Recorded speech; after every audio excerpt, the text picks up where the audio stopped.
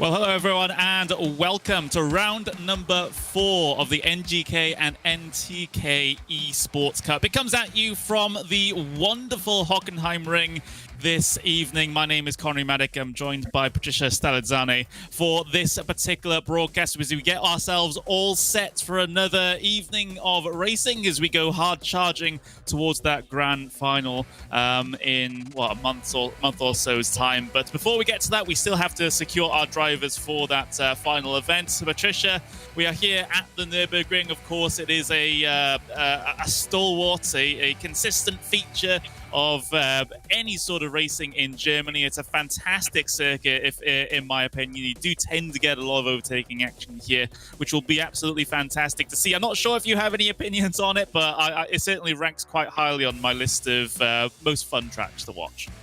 Definitely. So Hockenheim is my home track, I would say. I did my first GT4 podium on this track, so it holds a special place in my heart for sure. I'm looking forward to the race today. I think it's going to be really exciting. And obviously Nürburgring, as you said, is going to be the big finale, so that's going to be great too. But Hockenheim, every season calendar has it on it, of course.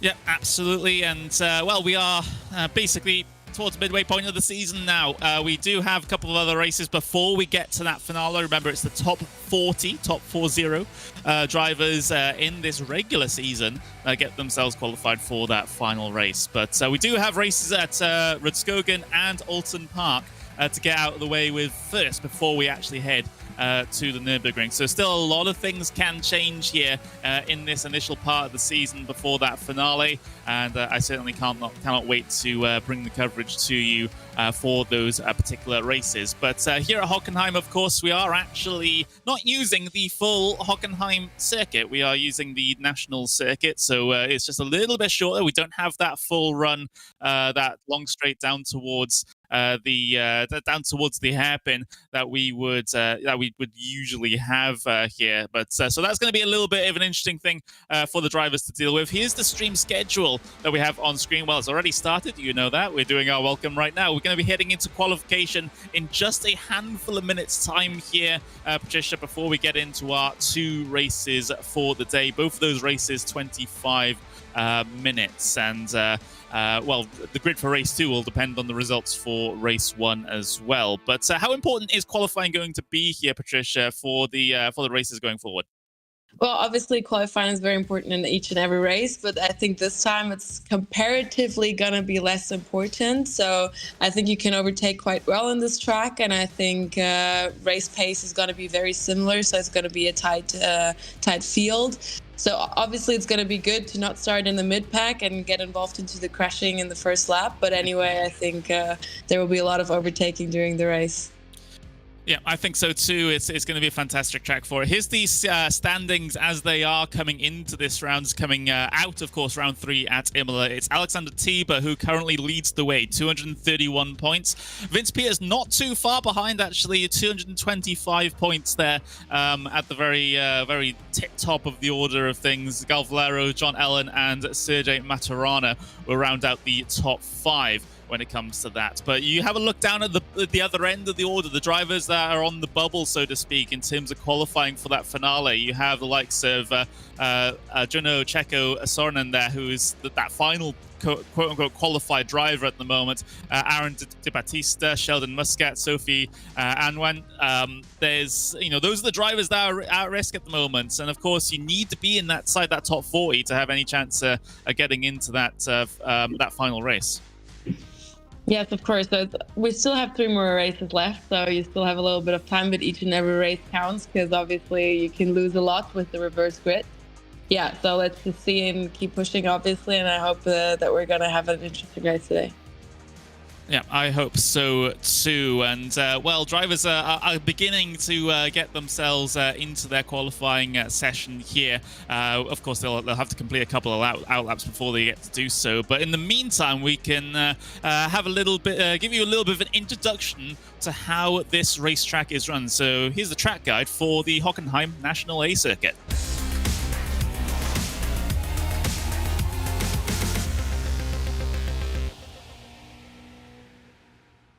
Hi guys, my name is Patricia Stalizzane and I'm a professional race car driver and also your co-commentator for this year's NGK NTK Esports Cup. We are currently here at Hockenheim, my home racetrack. Let me try and give you some tips on how to be fast on the circuit. Once again, we are starting on the last corner of the track to prepare for the straight.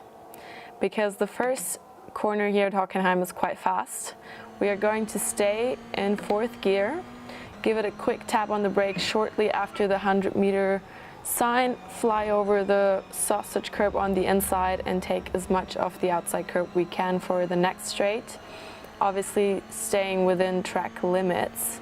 Then here we are braking at the 100-meter sign, shifting down to 2nd gear, turning the car around and going on full throttle as soon as we can. Preparing ourselves for this very good overtaking opportunity here at the Kurzanbindung, because the track can be longer. We are going to brake quickly after the 100-meter sign, shift down into 2nd gear for this double right-hander. Be careful, the car will come into a slight drift, you have to manage it. And prepare for this next corner where you can quickly accelerate because you have a huge runoff area, so you can take as much space as you can from the track and carry as much speed as you can for the next straight. We'll have this quick right-hander where there's a small kink in the white line of the track. That's your braking and also your turning point. You shift down to 3rd gear, carry as much speed as you can. For this next left one, we shift down to 2nd gear, have a late apex, so turn in quite late, because after we want to carry a lot of speed out of the corner again. Now 3rd gear, keep the gear, go on throttle and play with the throttle throughout the corner, but once again go on full as soon as you can for the straight. That was it. It was a quick lap. It's not quite long, but definitely fun. So yeah, I hope you guys gained some insights and I hope you guys will enjoy the racing on this amazing track.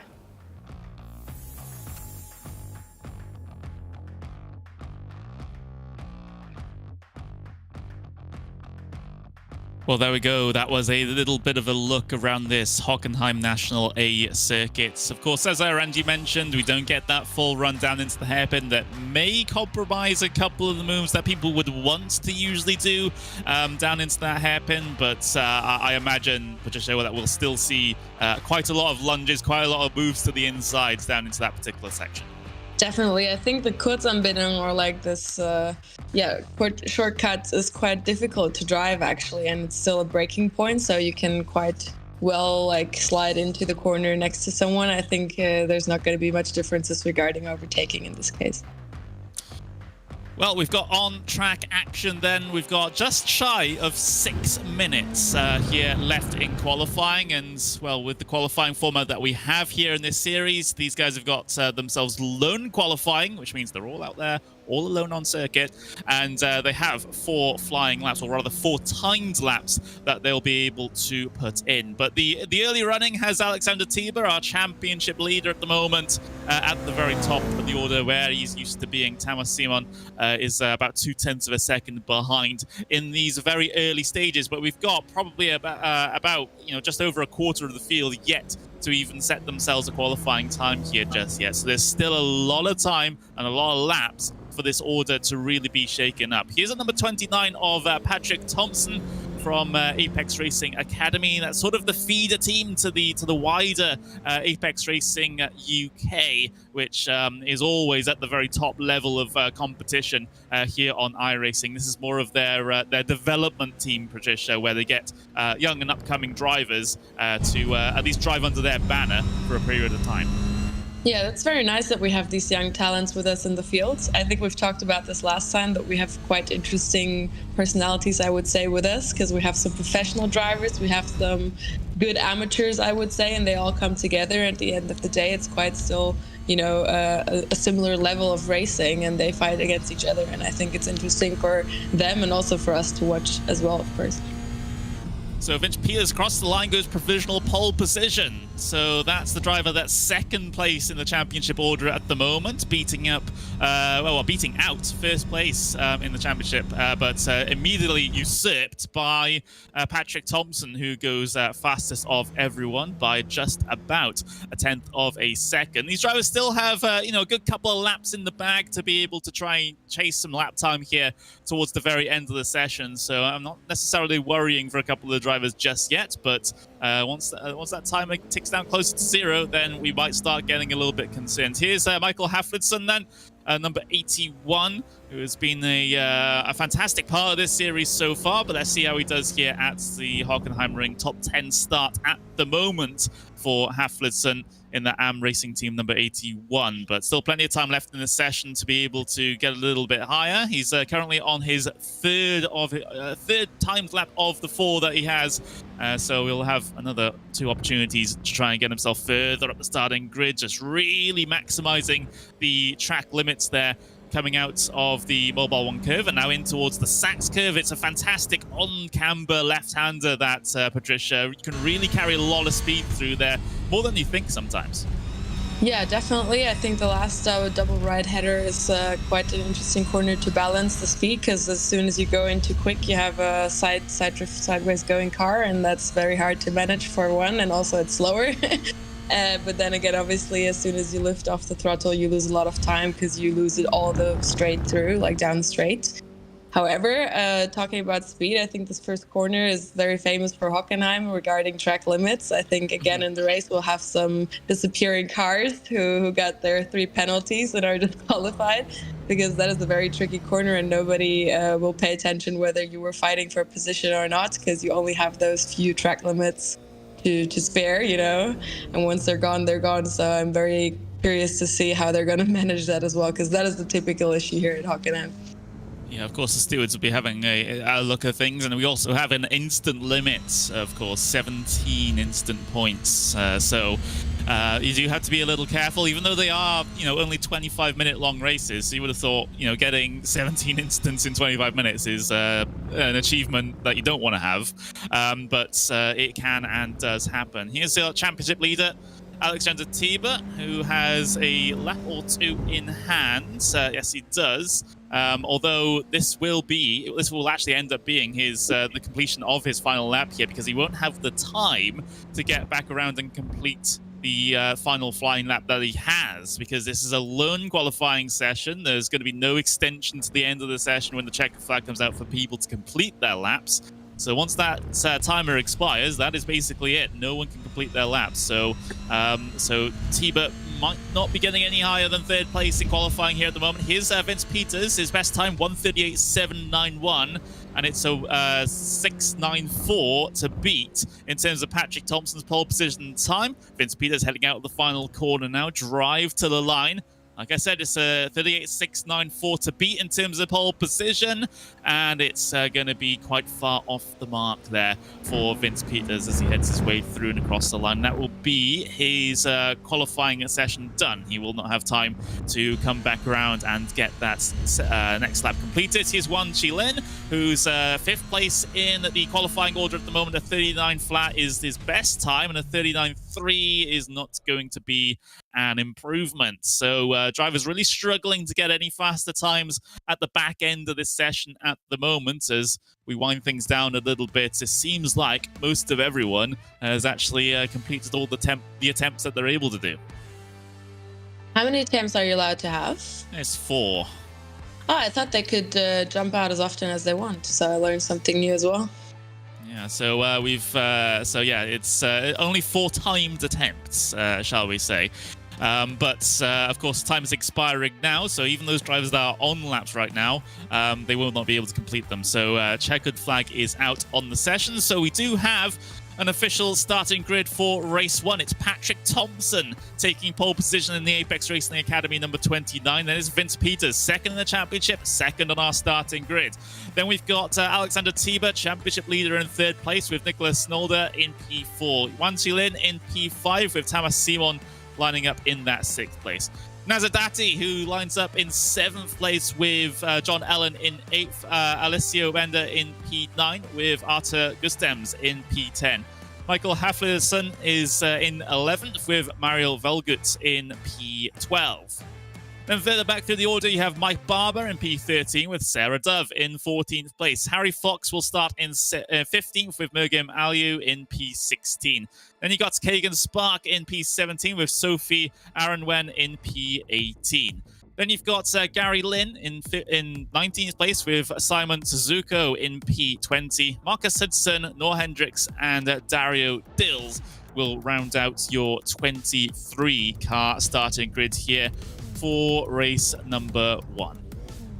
Let's have a look then as we get all of our drivers on the starting grid. And of course, we might end up, at least in this session, end up skipping that second one of those events there, because we'll have to see what happens up with race control. But it looks like we have everyone on getting themselves towards the starting grid here. You can see the overhead shot of all the cars just getting themselves ready and eagerly awaiting this race starts. But you can see the number 4. Oh, that's Alexander Tiber in that bright purple NGK Sparkplugs car. He's looking to try and work his way forwards here in this one. And we always see Tiber towards the top of the order in these races, so he's definitely not one that's going to be afraid to try and go for those moves to try and get to the top step of the podium. We're rolling away then, as we get ourselves all sorted behind the pace car for this little initial, basically quarter of a lap here to get ourselves set for round number 4 of the NGK Sparkplugs NGK and NTK Sparkplugs Esports Cup. Yeah, I'm still using the old name of the series, believe it or not. But there we go, as we head our way through the Sachs curve then. Towards the very back end of the lap, Patrick Thompson pole position here for this one. A fantastic performance from the number 29 car, but can he hold on to it for the first of these 25-minute races, especially when he has quite a lot of very competent competition right behind him? Out the final corner then, we'll get this round number 4 of the NGK and NTK Esports Cup started. We're waiting for the green flag. It is displayed, and now we're charging on our way down towards the kink at turn number 1. Thompson's got away well here at the very front of the order. It's Tiber and Nolder who are the ones going side by side behind in through that very dangerous section of circuit. Tiber and Nolder still wheel to wheel here on the way down in towards turn number 2, as we got even 3 wide further behind them as well, which is an interesting situation to negotiate through that first sector. We've got Alessandro Benja and Wan Lin a little bit further behind, going to wheel. There's Nazandati also involved in that further back through the field, but it seems like everyone's been able to get away at least relatively well here in the initial stages of this race, although I think I've given it the curse of the commentator Tamos Sibon and others involved in an early incident there on this first lap. Well, luckily we have a very wide track, so they did manage to the first 3 corners. However, then on the Kurzanbindung, as I told you, that's the tricky one. So you do get into a slide quite fast, and obviously I think that's what happened. You just need a little bit of help of your colleagues, and then there you are. There we go then, but still things quite hot at the very front of the field. Vince Peters trying to apply some pressure to the rear end of Patrick Thompson, but getting no results here at the moment. It's a 4-car breakaway at the very front of the field in these early stages. After that initial incident that we saw a brief piece of, we'll be lining up a replay for you very, very shortly of that one. But coming towards the end of the first lap then, it is Thompson that leads from Peters, from Tiber, from Nolder. That's the situation at the very front of the field. You can see the cars all strung out towards the bottom of the field as you get that nice little shot down the pit straight there. But now down in towards turn number 2, your first real overtaking opportunity at this track, but no one decided to go for it because I would hazard the guess that the drivers don't like the compromised line you would have to take through here, which will then ruin your run down the straight. Yeah, I do think that once again we're going to have a nice showdown between our leading pack. So the first top 4 obviously are quite in a similar pace. And once again, I think they're going to keep it down to the end of the race, or however, maybe not. Now they go 3 and next to each other into the Kurzanbindung. obviously it still is the place to overtake on this track. Yeah, obviously, but no shake-ups in the front of the order, at least on that particular lap. I think drivers wanting to settle themselves into a rhythm here at the moment. There's really no point in going for these early moves unless you feel confident that you can pull away on the other side of things. Here's the incident that we saw at the very early stages. That is involving the number 17 car. Excuse me, not number 17 car. It was. Let's see what the 117 was. That Gary Lynn potentially? No, he's still in the race in P number 14 at the moment. But either way, that's an example of one of the incidents that we saw on the opening lap of things here at the Hockenheimring. But with the guys at the very front still in their 4-car packs here, 4-car pack, excuse me, at the moment, they're trying to put a little bit of a gap over Alessio Bender, who would really, in an ideal world, prefer to try and keep up with these guys, keep himself in contention for the podium spots. Having a little bit of a look further back through the field, involving a battle with Harry Fox, rather not a battle with Harry Fox. Harry Fox in a little bit of no man's land. He has a battle directly ahead of him between Aaron Wen and Spark, though, for P15 and 16. Well, I assume it was Tomas Simon who was involved in that crash, because obviously he's the only car out at the moment. And it's quite funny to see how lightweight those cars actually are, considering their speed. Like, they go 2 wheels up into the first corner, and also getting the car into the swing, how Tomas went out. It's just hard to find the balance again for such a, I would say, rather aggressive and tiny car.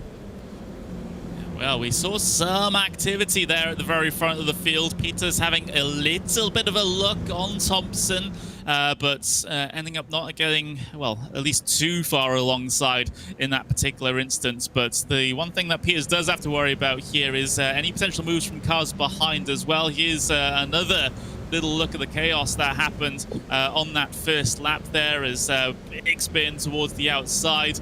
That's not a fantastic position to be in, pointed in the wrong direction at the end of the, at the start of the first lap. But back to the live pictures then.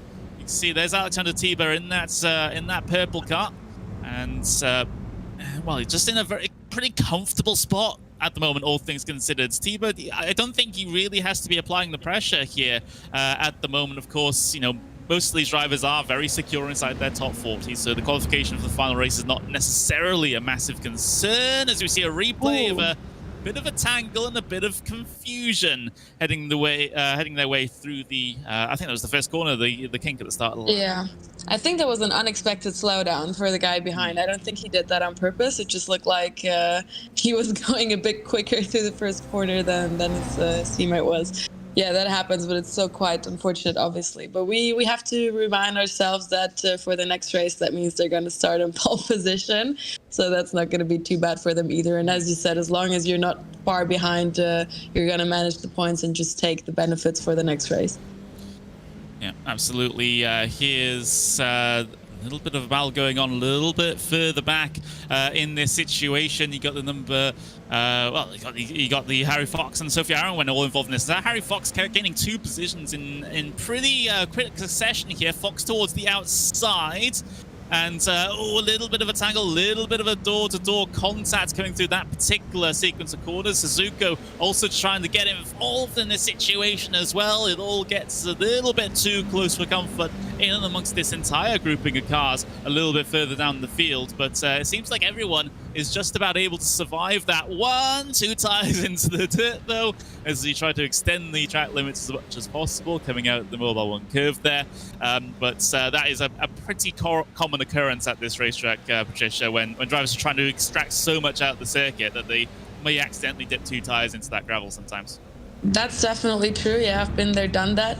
However, I think a big part of this race is also going to be managing the tires and just putting your head down and racing, because I think this track especially eats up the tires quite harshly, so you're gonna have to manage that quite well to the end of the race. And I think you can tell, obviously, there's a lot of fast corners. You push the car, and then when you have worse tires, then you feel it even more, because you have to find that fine line of how far you can go, even more to the end of the race. I think that's going to be another topic for today as well.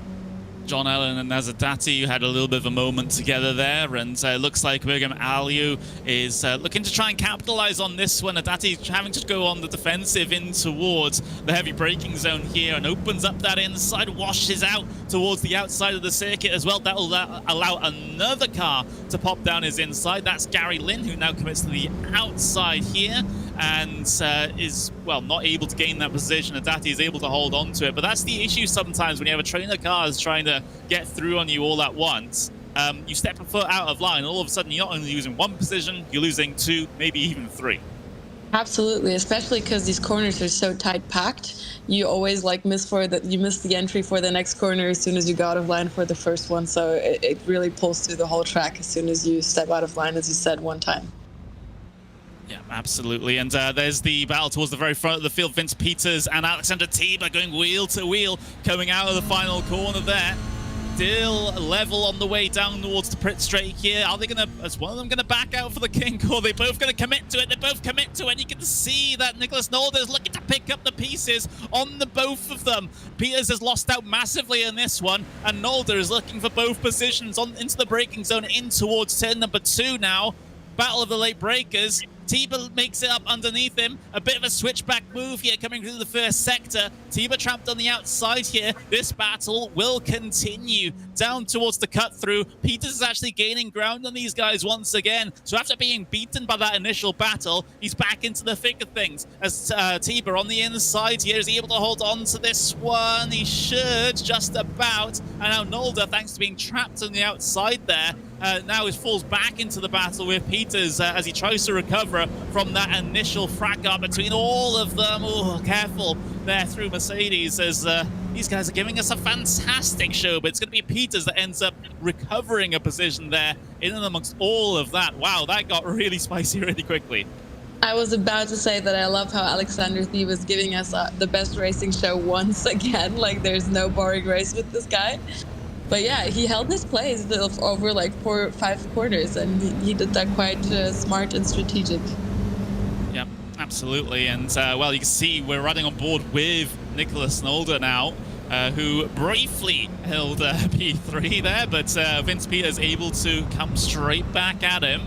And this whole situation has allowed Thompson just to really stretch his legs at the front of the field a little bit. 1.4 seconds between himself and second place here at the moment. That's what battling sometimes does, unfortunately. Allows the drivers ahead of you to try and get away. Peters with a poor run coming through the kink here. Nolder might have an opportunity on the way down in towards turn 2.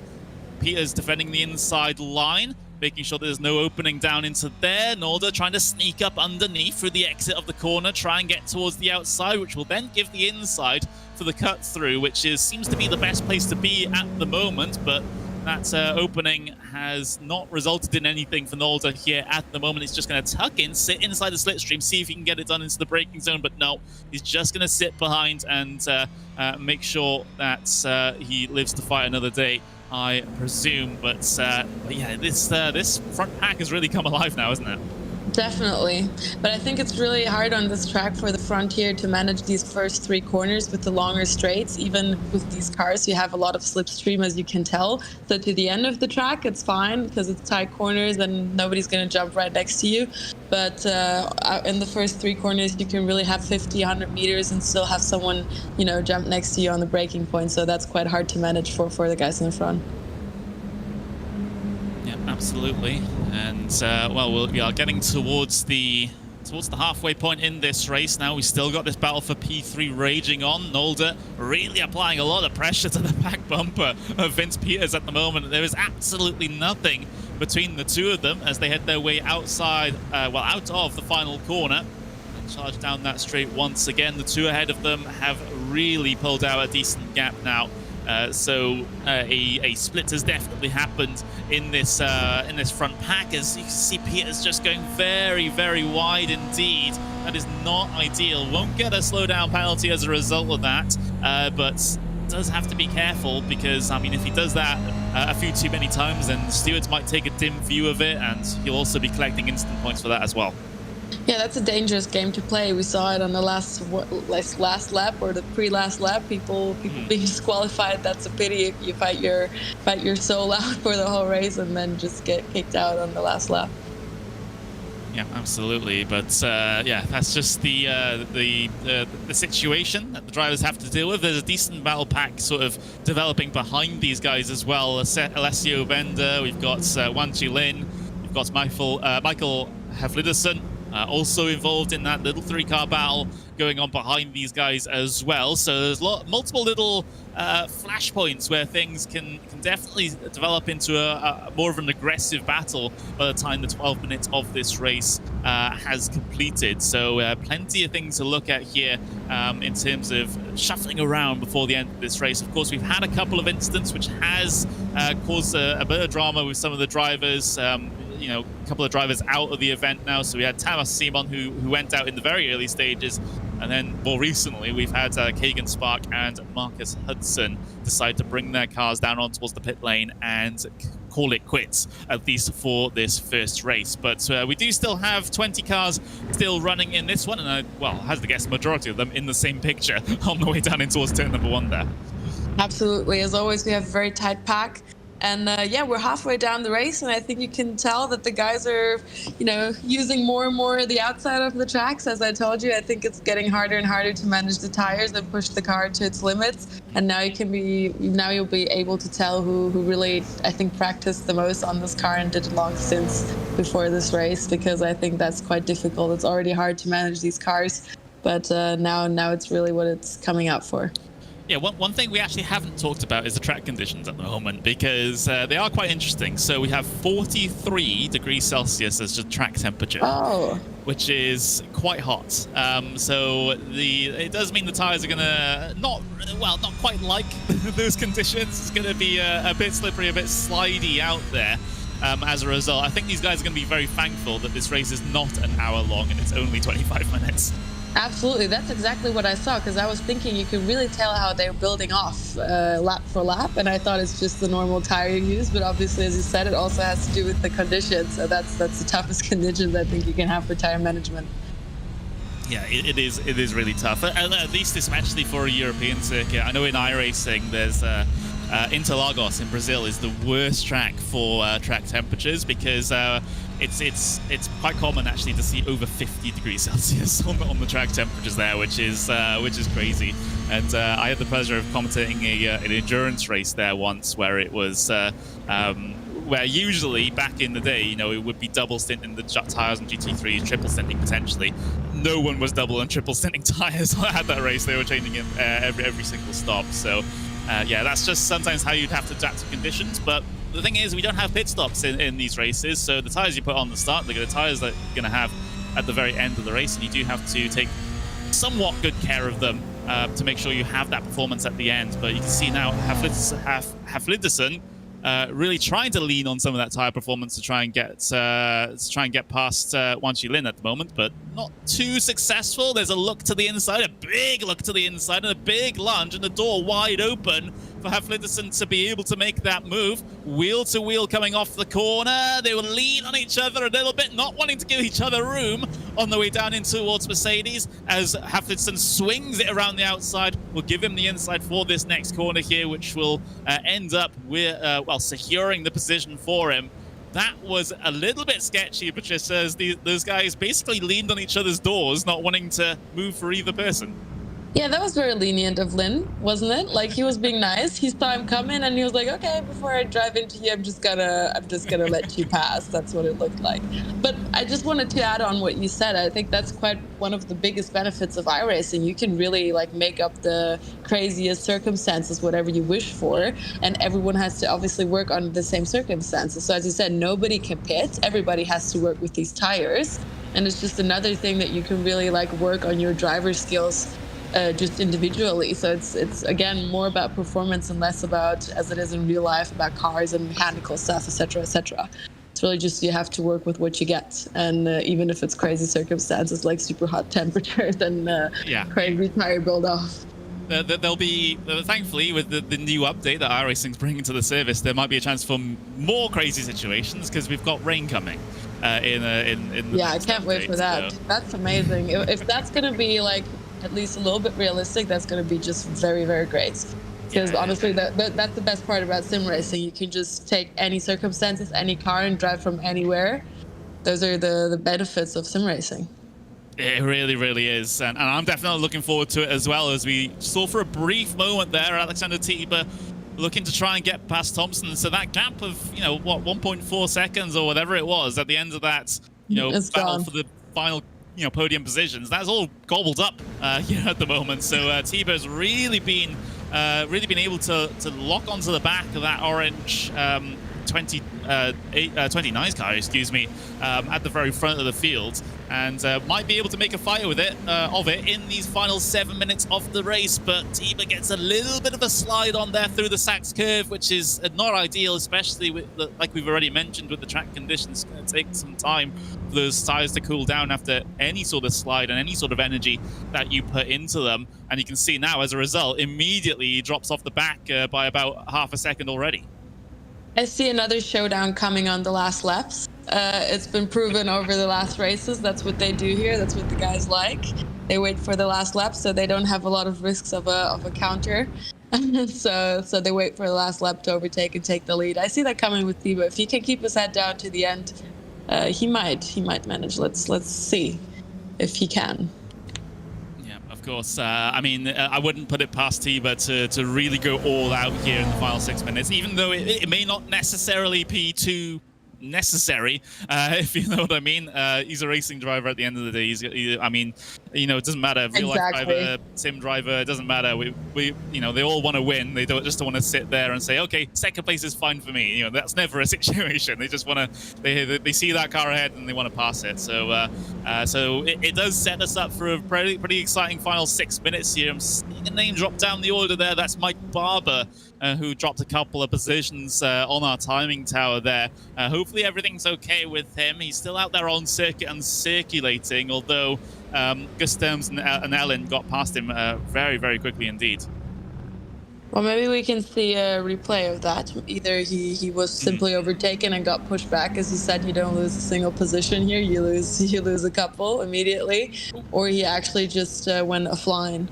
Oh, here we go. Battle for the race lead once again. Not usually a place where you see a lot of side-by-side action here, but Tiber on the outside for the final 2 corners here, and they're going to lean each other out on towards the curb. And here comes Vince Peters as well, who will make it a 3-car fight for the race lead. Nolder is on the outside, waiting in the wings here as well to try and get himself involved. Tom's on the inside here through the King. Peters looking for a way through as well, gets completely blocked by that orange car, and now on the way down in towards the braking zone for turn 2. Tiber having to try and commit around the outside. Here comes Nolder to make it a 4-car offensive as there's a bit of contact between the front 2. Thompson's able to hold on to it though as we see Tiber go to the race lead. Here comes Nolder. He's already got the position over Vince Peters, and now he's trying to get it over Thompson as well. So Thompson trying to fight for his life here on the way down in towards that little cut through. Nolder, big commitment around the outside. Thompson, maybe a little bit more nervous there. I think he could have probably committed a little bit more, but now he's going to have the outside in towards Mercedes here, and Nolder probably will end up picking up this position, and he does. So Tiber running away at the front of the field now. Nolder up into 2nd place, and we're on board with Peters at the moment, who wants to get a podium. It's truly fascinating how these guys manage to stand their outside position for several corners. It's really fascinating because that is not as easy as it looks. Quite the admirable skill to have to keep these corners from the outside and still manage to overtake after 5 corners.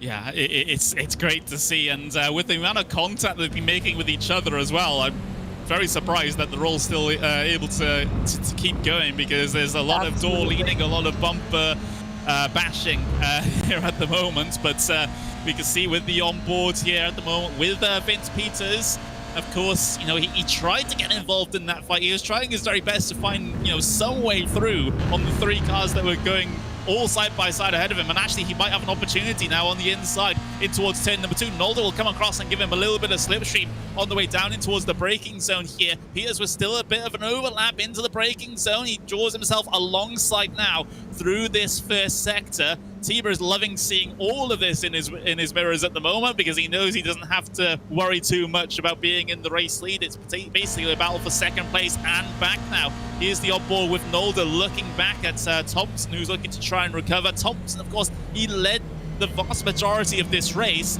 and now he's having to try and fight for P2 and 3 as Zolder goes a little bit wide. That's not exactly ideal. Thompson not in a position to capitalize on it, though. Yeah, it's really amazing how they keep it fair, though. You know, the front pack, they're fighting all the time the last 10 minutes, and they've kept it quite fair so far. That's nice.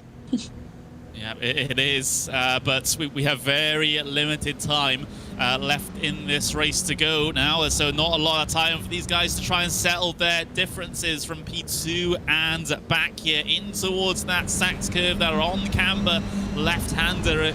It's fantastic corner to drive. Not so much for the overtaking, though, as we see Vince Peters again with the onboard with those 2 cars directly ahead of him in towards the final 2 corners now. As what we're doing in terms of lap times here, 1:40. So we have actually 2 laps to go still as we head our way across the line now. So maybe a little bit more time than these drivers were expecting here, as the pace of the race has been relatively quick indeed.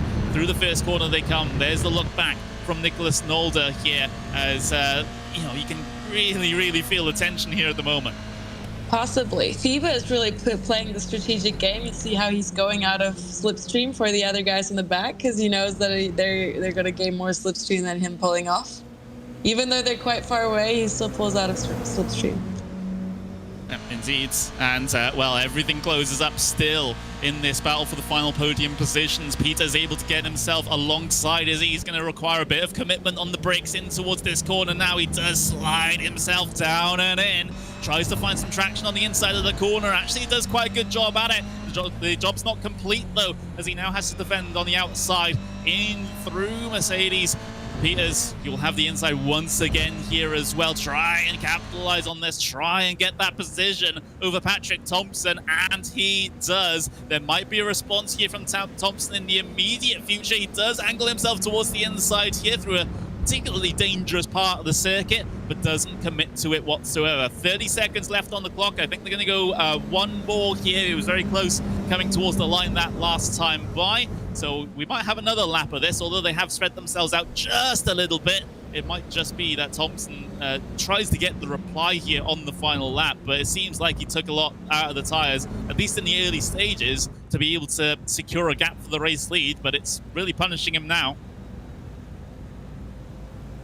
So we're having another lap, are we not? Yeah, last lap of the race. Yep, all right. There we go. Final lap of things. Let's see if we're gonna have a counter back from Thompson. I see it coming somehow in our favorite overtaking corners. Yeah, potentially. It might just happen, you know, as they all bunch up once again. And in fact, Nolder's not safe here either in P2. So, you know, this might still all change here on the final lap. Do they go for the brave move down the inside at the cut through? Do they go for a brave move anywhere else? Peter's going to go for it. He's going to send it down the inside of Nolder here. And it looks like, oh, he's just about being able to get that position done. Thompson looking to try and get involved in this as well, trying to find a way through Nolder. Nolder drives it hard in towards Mercedes. Thompson's able to try and get back underneath, but it's not the ideal positioning for this right-hander. So the situation's still not done. Peters in second place, Nolder third, Thompson in fourth, but that still isn't guaranteed to be the order coming across the line here. There's a battle further back. Haflidsson and Wanty Lin also having a bit of a disagreement through the fast right-hander up onto the curb. The both of them go, and in towards the Sachs curve as well. It's still undecided in amongst those guys, as we see at the further towards the front of the field in that smaller box there. Thompson and Nolder wheel to wheel, door to door, up towards the line here, and it looks like Thompson's going to be able to capitalize on that. 2 tires into the gravel, but at the front, it's Alexander Tiber that takes the race win here this evening in the NGK NTK ESPORTS CUP. We have another race to go, of course, but My word, that was an exciting one towards the end there. Vince Peters across the line ahead of Thompson, ahead of Zolder. Wow, all of a sudden on that final lap, there were multiple places with multiple battles to look, and wow, Absolutely. That was crazy. It's becoming a rule. I feel like I see it coming every time, but it's like it's not even a surprise anymore. Even the battle for Lynn was quite crazy. How he kept his place throughout the infield of the last 4 corners. That was quite interesting to see as well. But yeah, we saw once again the last 2 laps, someone coming from P4 to P2 and the other way around. So yeah, couldn't be any better. Here we go then. Here's your unofficial results from race 1. We've got Alexander Tiebe by 1.1 seconds over Vince Peters, then Patrick Thompson, then Nicholas Zolder. That's the top 4 that were giving us a whole bunch of action throughout that event. Then you got Alessio Bender, who finishes in 5th, with Michael Haflidersen getting one over Wan Chi-Lin at the very end there for 6th place. Then you've got Arthur Gustams in P8. Then you got Mario Velgut P9, and John Ellen will finish in 10th place. And then you've got Mike Barber in P11, Nazadati in P12, Mergim Alio in P13, Gary Lynn 14th with Harry Fox in 15th place. Sarah Dove finishes in 16th with Sophie Aronwen in P17. Then you got Simon Suzuko in P18. Then Noah Hendricks and Dario Dills will round out your top 20. And then you've got cars that unfortunately had to retire from this event due to incidents. You've got Marcus Hudson, Keegan Spark, and Tamos Simon. That's going to be at the very bottom of the official finishing results here. But due to the fact that we head in towards race number 2 now, and we do have a full reverse grid set up, so that's going to be very interesting indeed. Here's the starting grid then. It's basically the reverse of what I just told you. It's Tamil Simon on pole position with Keegan Spark in P2. Hudson, Dills, Hendricks and Suzuka will line up inside of the top 6 cars. Then Aaron Wen, Dove, Fox, Lin, Aliu and Adati rounding out the top 12. And then further back through the field, you have Barber, Ellen, Velgut, Gustams, Lynn, and Haflidersen towards the bottom of the order. Then we've got Bender, Nolder, Thompson, Peters, and Tiebe right at the very back of the field. It's going to be very interesting, Patricia, to see how those guys work their way through this field, because it's going to be a very tough ask. Yes, we do not have as many cars on circuit as we had earlier on in the season. However, it's still no mean feat to try and get from P23 up into E1. Absolutely, and I think once again we have no time to lose. The guys didn't even have time to catch a breath, and we're back. I think we're looking forward to another very, very intense start. So I'm looking forward to the first lap as always, and hopefully they keep it fair as they did in the first race. Yep, here we go then. Another 25 minutes event. Of course, full reverse grid based off of race number 1 here. It means that those drivers actually retired from the first event actually start at the very front for this one. What an opportunity for those drivers. Thomas Simon in particular in pole position. In fact, Thomas Simon will not take the start here. So it's not Thomas Simon on pole position. It is Keegan Spark who will lead them to the start of this particular race, with Hudson on the front row as well. But the second race of the evening is underway here in the NGK NTK ESPORTS CUP here at the Hockenheimring for race meeting number 4, and it is Keegan Spark that leads them in towards the exit of turn number 1. Big instant behind though, big slide.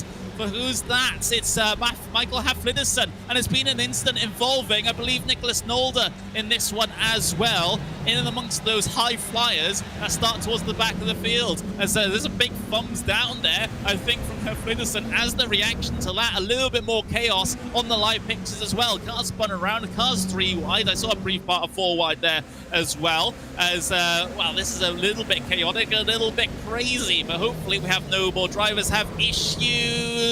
Oh, I shouldn't have said anything, as we see cars spun around in the wrong direction. That was let's see, Dario Dills. We had Sarah Dove in the wrong direction as well. That's Dills still spun in the wrong direction, waiting for the cars to come through and try and get past him. Meanwhile, at the very, well, not the very front of the field, but in the front half of the field, you have a lot of action still going on, a lot of spins happening, a little bit of spins of contact as well. It's been a very scrappy start to this second race here. Here's Sophie Aronwen going a little bit wide on through the exit there. Allows Harry Fox to get to her outside, but not able to get any sort of overlap whatsoever. But my word, I had a hard time keeping track of what was going on there with all the incidents that we had. And this battle continues for P2 between Aragon and Fox. Fox around the outside. There's a bit of contact between the two of them. Fox wasn't clear to cut down the inside there, and almost wraps himself across the nose of the 28. So Sophie Aragon is able to hold on to that P2 with Megan Aliou now in third. I love that. I'm not even going to try to keep track. You're doing great. Oh, there's a big Jesus. one. Oh, there's a very, very big one indeed. Oh, my word. That was Mario Velgut, I believe. Yeah, it was the driver that had the major part of the contact there, but of course there were a couple of other drivers involved in that as well. Noel Hendrickson, Suzuko, yeah, Dills is out, Flidderson's on the pit lane, Hudson's on the pit lane as well, Gustem's out of the event. A lot of casualties here in the very early stages of race number 2. Battle That is for... the first timer for us. We have all our top drivers out or in the back of the field or in the pit lane. Yeah, This is new. Yeah, Tiva's on the pit lane as well. Oh, this has not gone so well for those drivers. Chaotic. That was chaotic. Incredibly chaotic indeed, as we see Sophie Aragon falling back through the field a little bit. That's just a situation, you know, that happens sometimes when you're the beneficiary of a reverse grid. You know, you do tend to have a lot of challenges head your way, well, try and get through on you, and so it's a natural situation. All you can do here is really hold on, although Sophie Aragon almost went for the move there on Harry Fox, which would have been interesting to see through the Sachs curve, at least. Meanwhile, battles further back, John Ellen and Gary Lynn going wheel to wheel. There's a battle between Nazadati and Noel Hendricks ahead of them as well, which might be changing. Nope, in fact, they just go single file, but Ellen trapped on the outside here for the final turn, is able to get clear and slot himself back in, and in fact challenge Lynn ahead in towards turn 1, which is always a risky move. Basically a single line through there, and I'm always surprised to see drivers actually attempt that move.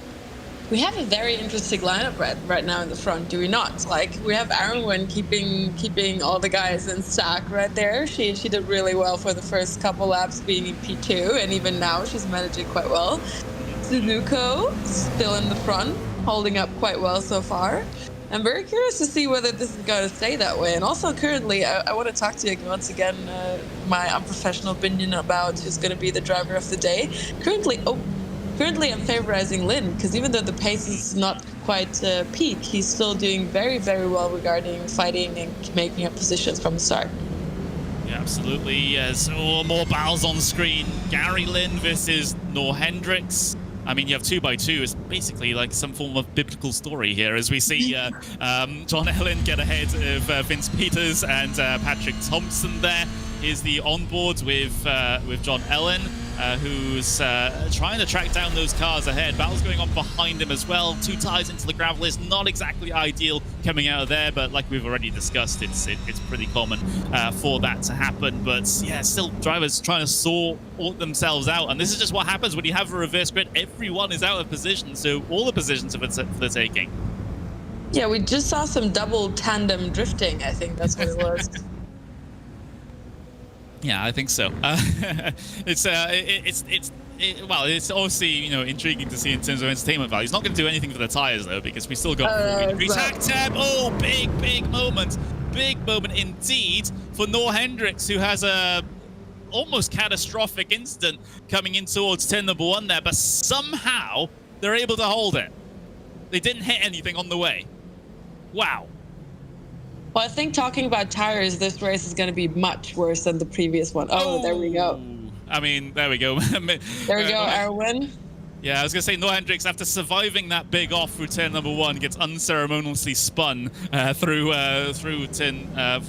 towards turn 2. And then, of course, like you mentioned, Aragon also had a little bit of an issue there as well. Let's have a look at exactly what happened with Noel Hendricks, I believe. No, that was the early stages of the race. That was Hafliderson, how he went. out of the event in the early stages, and gave us that big old thumbs down on the webcam. I do love seeing the drivers' reactions like that, because they're not shielded by a helmet and a race suit. You can actually, that's the good thing about sim racing, is that you can actually see their expressions and potentially the stress or the anger and things like that.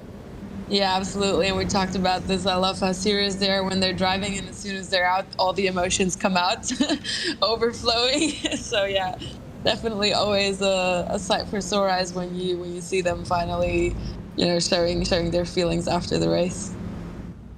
Yeah, absolutely. But Harry Fox up into P2 now, so he's slowly but steadily been working his way through the field here as Fox. He's had a very good race so far, and now is disposed of Mergamalio in terms of the positions here. Is trying to pull away, trying to catch up what is a 4.3 second gap up to Kagan Spark, who has had a pretty relaxing time, all things considered. It's been a very good race. All of the chaos has happened behind him, and actually continues to happen behind him, as we see Patrick Thompson looking to try and scythe his way through this field at the moment, but again is running into a roadblock here and there.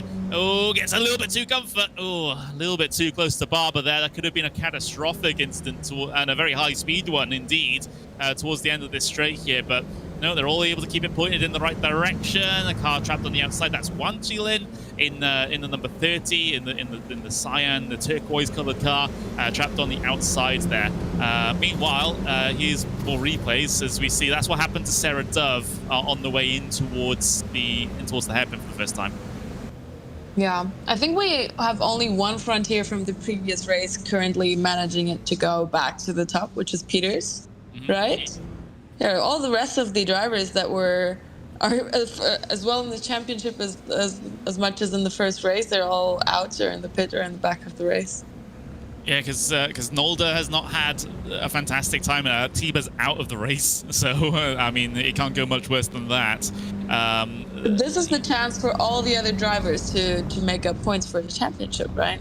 Yeah, absolutely. It is a fantastic chance, and for those drivers that potentially might be new to this race, be coming in midway through the season, because you have to qualify for each and every race. There's no set roster for the entire season, so you do have to qualify for every race. But for those drivers that are maybe new, this is fantastic opportunity to try and get some points on the board and try and qualify inside that top 40. That's what happened to Custom's big amount of contact with a car behind as well. We're taking this little bit of a break in the race to show exactly all the incidents that happened in the very early stages of things, as we see Mike Barber and Patrick Thompson once again get a little bit too close for comfort as they look for the next braking zone in towards that cut through now.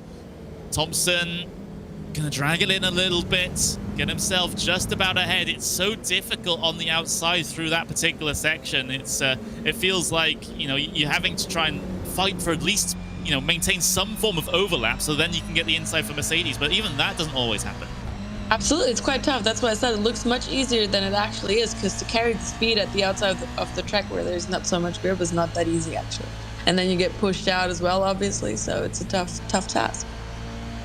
Battle rages on though. We're on board with Mike Barber, who potentially might be looking for a move in towards the Sachs curve. Gonna brake a little bit later, try and get a little bit of an overlap here. He does have to be careful because he has Alessio Bender right behind him, applying a decent amount of pressure as well. So you don't want to be too eager in these sorts of situations, lest you risk going from the offensive to the defensive.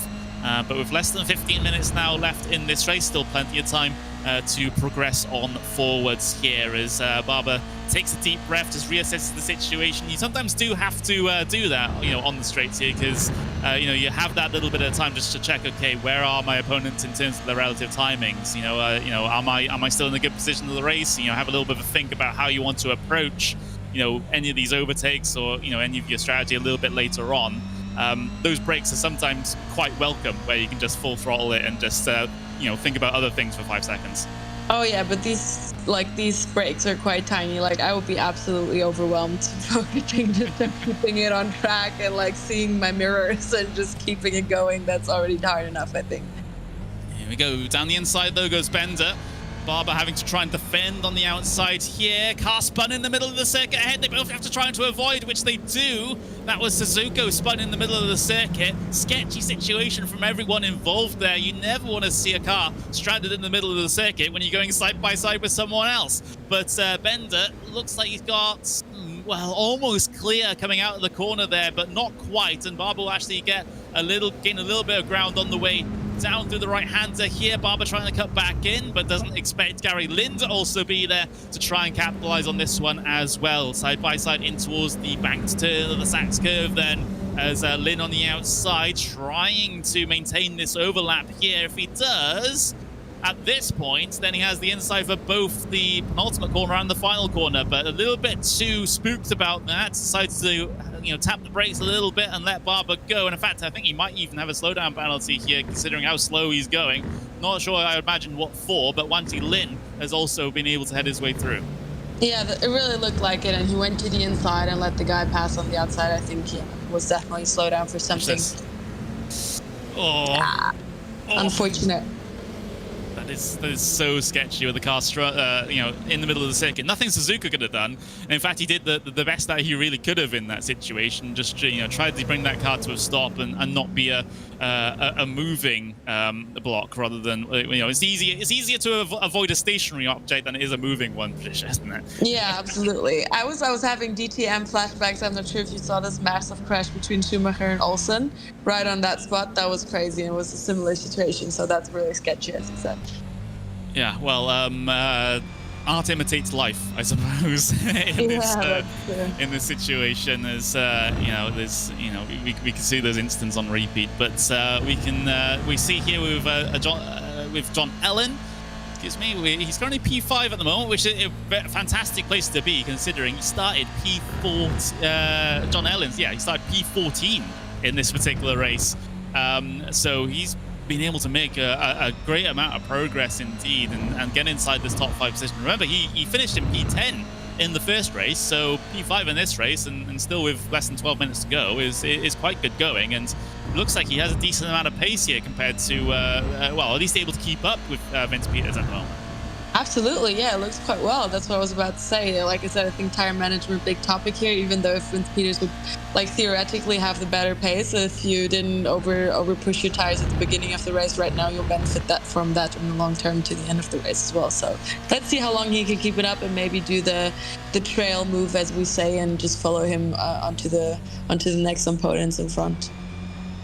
Yeah, absolutely. I'm just having a look at the lap times at the moment. So it was a 39.5 from Peters that last time by. It was 39.8 from Ellen.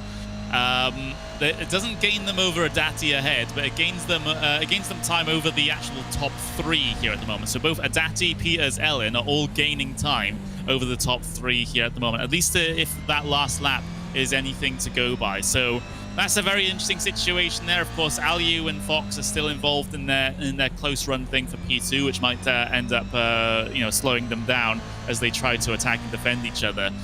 But if you're the top 3 here, you're not safe really, especially considering what the cars behind are gaining anything from 3 to 0.6 of a second a lap on you. Absolutely, and we don't have that much of a gap actually between them. Like P2 to P4, obviously right now even in a fight, and then we just have a second between them, and with 3, 4, 5 tenths each lap, they still have plenty of time to make some moves here. Yeah, because the last lap from Kagan Spark, who's your race leader, by the way, was a 140 flat. So everyone else is in the 139s. So we have to wait and see whether that was just a dodgy lap from Spark or whether or not that was the actual pace. And I would hazard the guess it is the latter, considering he hasn't done a lap time in the 139s at any point. Actually, say a lie, he has just done a lap inside the 139s there, and he did one a little bit earlier on in the race as well. But yeah, still not really going to make him too safe. I think time might just be on his side though, because even though we have 10 minutes left, it's still not that many laps. So I think that the 3-second buffer that he has is going to end up being very, very useful indeed, as Aliu ends up losing a position to Adati there.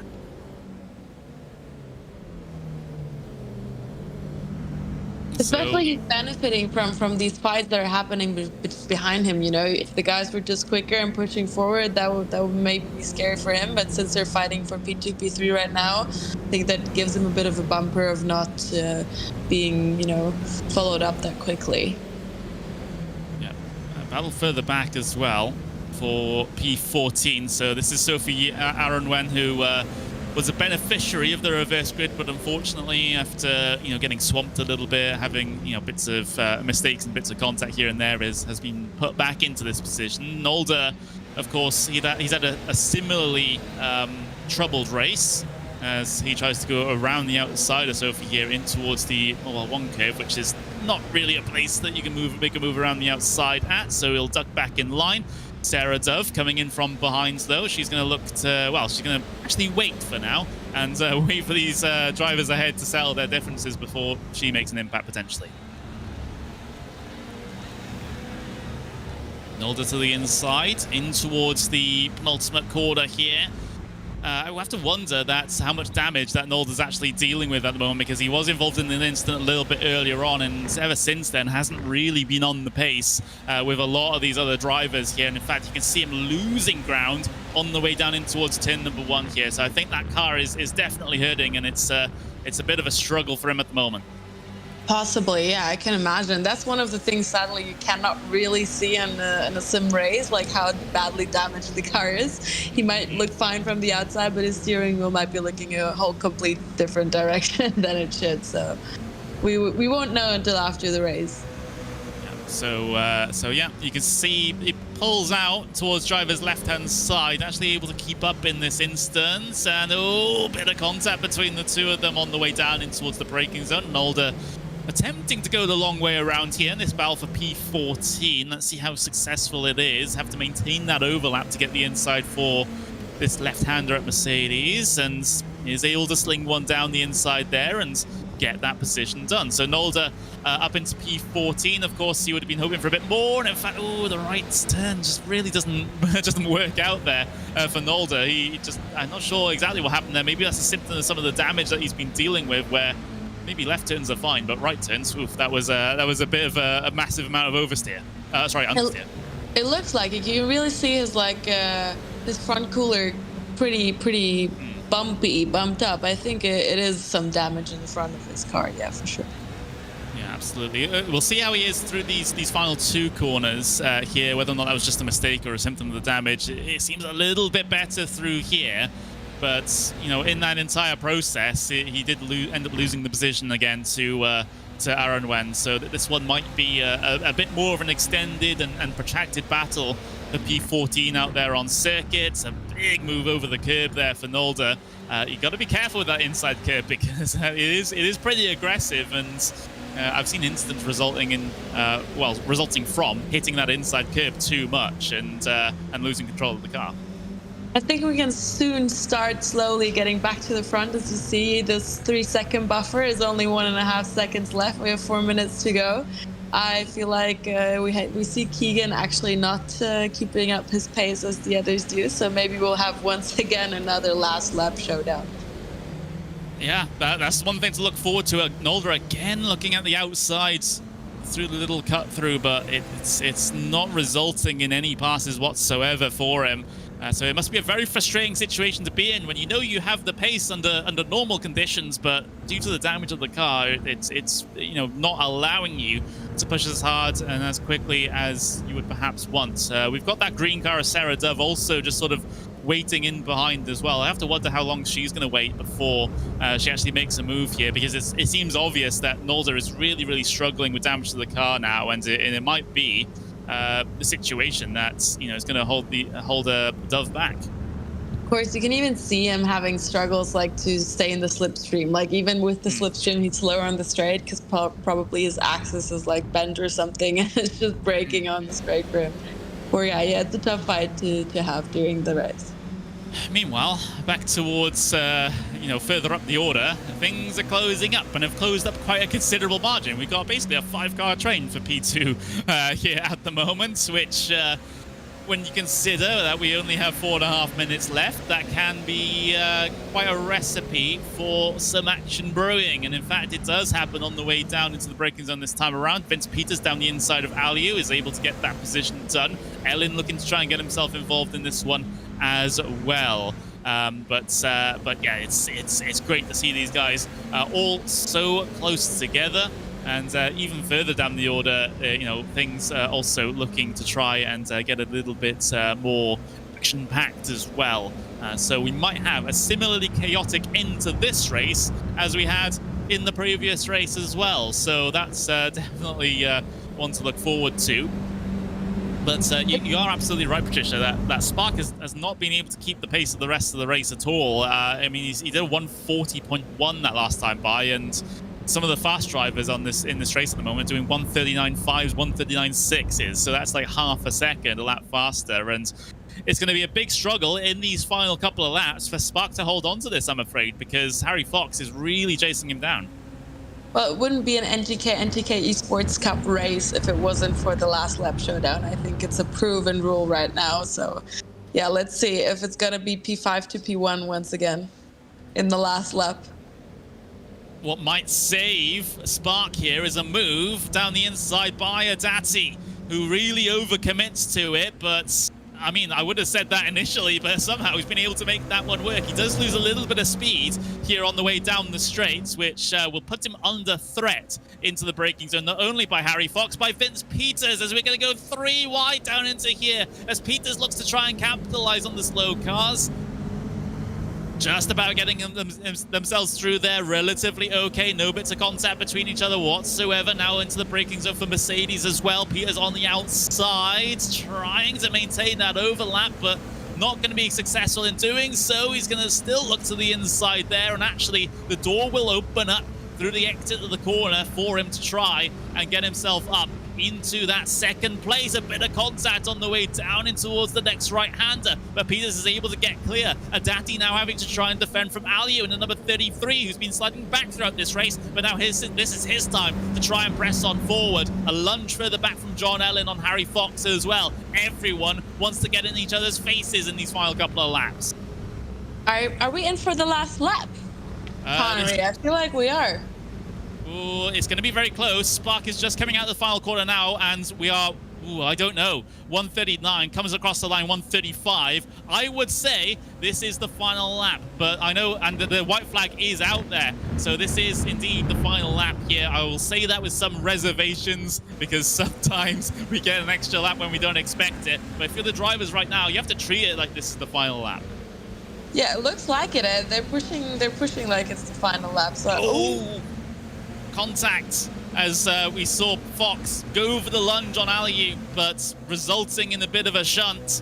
They're both able to keep going. Aliu might still be under threat here by the time the next braking zone arrives, so Fox is going to position himself to drive his left-hand side, which will be the outside for this right-hander. It's a very tricky position to be in. Maybe he's looking for the up and under instead, and in fact that is what he's looking for. Try and get the drive off, try and get an advantage into Mercedes, but maybe not as much of an advantage as he would have hoped for. Another, differing, set of lines taken by our drivers there, as they all concertina are up, coming towards the latter part of that sector. Now it's only a couple of corners to go now before this race is done. We'll get official word of that, of course. Fox around the outside at the Mobile 1 curve. Oh, he's going to get his nose chopped off. Coming towards the outside of the corner, into the braking zone for the Sachs curve as well, as Aliu will be able to hold on, but Fox gets tagged from behind. Thompson has to stop to try and get through on that one, and all of a sudden, Bender and Barber pick up a couple of positions as a result. Drama at the end of this one. Kagan Spark, despite the pace disadvantage, does hold on for a race win here in the second race of the evening. Kagan Spark across the line to take the win in the NGK NTK Esports Cup, and just chaos behind as well. Peters and Adati, the podium finishers, and everyone else just thankful that that's over. Oh boy, that was painful. That was painful. Ouch. To spin on the last lap in the pre-last corner, and Having to. I think he thought that he's gonna manage to break down and like go back on throttle and manage to finish the race. However, he got overtaken by 4 other drivers. That's a shame. Yeah, that is a big shame. You don't want instance like that to happen on the final lap, and unfortunately, that is what happens to Harry Fox as Ellen went for a gap that was always closing, I believe. Of course, the stewards may take a different view or may take the same view. We'll have to wait and see. But yeah, what a crazy end to not only this race but both races. There's the incident through the Sachs curve that ruined Harry Fox's race, and I have to say, ruined Patrick Thompson's race as well, as he had to come to a complete stop to make sure he didn't make contact, and all of a sudden they've both lost 4 positions as a result of that. That is a big shame, especially for Thompson. But you see the unofficial race results here. Kegan Spark takes the race win, and he'll be very happy about that. It was very close, by the way, at the end. If we did go that extra lap, I would have said that Peters probably wins this race, but thankfully it ended a little bit early for Spark's sake, so he does take the race win. Then Peters, then Adati round out your podium positions. Then you got Mirgam Aliu in P4 with John Ellen P5, Alessio Bender, Mike Barber, Wansi Lin, Gary Lin, and Patrick Thompson will round out the top 10 in the finishing order. Then you got Harry Fox, Michael Hafliderson, Simon Suzuko, Sarah Dove, Sophie Aronwen. We've got Marcus Hudson, Noor Hendricks, Dario Dills, Nicholas Nolder, and Alexander Tiber rounding out the top 20. Quite a few retirements in this one, unfortunately. Mario Velgut and Arthur Gustams will be classified P21 and P22. So we can take a little bit of a breather here at the moment, Patricia, because we had 2 of the very final minutes of both of those races. Just absolute chaos and, a very entertaining viewing. But of course, they're going to be winners and losers out of that one. Of course, Spark in this particular race, he knew he didn't have the pace. I mean, we can be honest about that. Didn't have the pace to be running that sort of position. However, got a benefit from the reverse grid, was able to keep himself out of trouble. Didn't make any mistakes whatsoever. No mistakes. Like it's a consistent lap times. They're on the slower side, yes, but consistent lap times, keeping out of trouble, and it nets you a race win because you had that 4 or 5 second buffer after the initial laps to work with. That's a textbook way of doing things. It just goes to show you don't need to be the fastest driver on any given lap to win races. You just need to be consistent, and that's what's happened. Absolutely, and that's what we talked about before. Like, you see a guy with no team just winning a race here against professional racing drivers, but it's exactly that. You have to use your resources, and if you get the possibility to drive in the front, you have to make the best of it, and he did exactly that. He made a great performance. He didn't make any mistakes. A lot of people, obviously, as I said, had to fight with the car to the end of the race. He managed it amazingly, and even under pressure with Peters right in the back, 2 tenths behind him on the last lap, he kept cool and he drove it to the end. So amazing job to Kegan. Yeah, it is, wasn't it, an incredible drive? I got worried for him in the last couple of laps. I saw that time just ticking down and down and down. It's like, is he gonna get caught? But I think what saved him was that hopeful lunge into turn 2 from Adati on Peters. Towards the end of that race, that slowed them down just enough.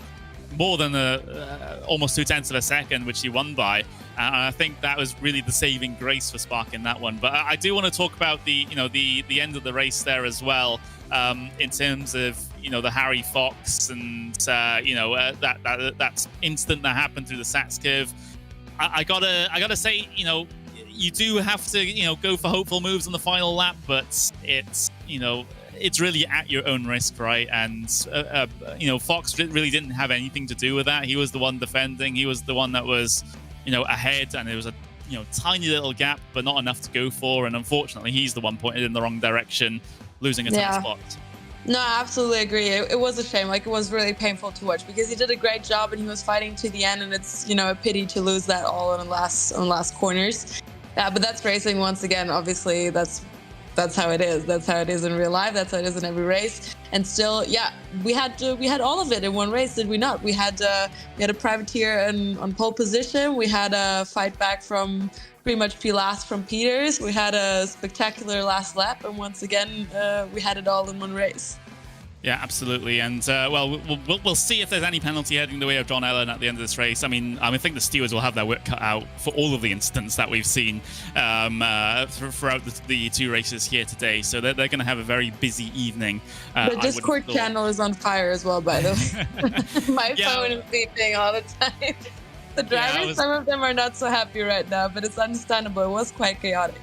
Yeah, it happens like that sometimes, unfortunately, but that's just the situation, and the stewards will have to sort things out. So before we go, though, we'll have a little bit of a reminder of the season. So we've got this race meeting number 4 completely and done with for the 16th of February, and then we head in towards the 1st of March for Rudskogen, which is what we'll be heading to for the next event. And I'm going to be very interested to see how these drivers deal with that, because obviously it's not necessarily a track that's gone to that often here on the iRacing side of things. Of course, it's the racetrack up in Norway. We don't get many races up in Norway, shall we say? But it's it's going to be a very interesting event, because again, it's not a circuit that a lot of drivers will be very used to, because it's not usually on that many simulators, to be honest. Absolutely, but I love that track. I had to drive it obviously for the track guide. It was my first time as well, and I must say it's really one of the best tracks on this calendar, simply from a driving perspective. And I'm actually happy to have gotten to know it, because I'm definitely going to drive on it a couple more times again. So I think the drivers will enjoy it. And again, a new experience for them and a new challenge as well, because it's not a track that you got a lot of practice in. And once again, the circumstances everyone has to work with, then it will be even harder for them to, continue being in the front for the guys that are usually in the front here. Yeah, absolutely. And, well, I think that will be around about all that we have time for here this evening. This has been race meeting number 4 of the NGK and NTK Esports Cup. We've had some fantastic races here at the Hockenheimring. We hope that we join you in a couple of weeks' time on the 1st of March for Rudskogen, as we head to Norway for the next race meeting to try and decide which 40 drivers will join us for the very final round of competition. But until then, I've been Karin Maddock. I've been joined by Patricia Stalizzane, and we'll see you next time. See you next time, guys.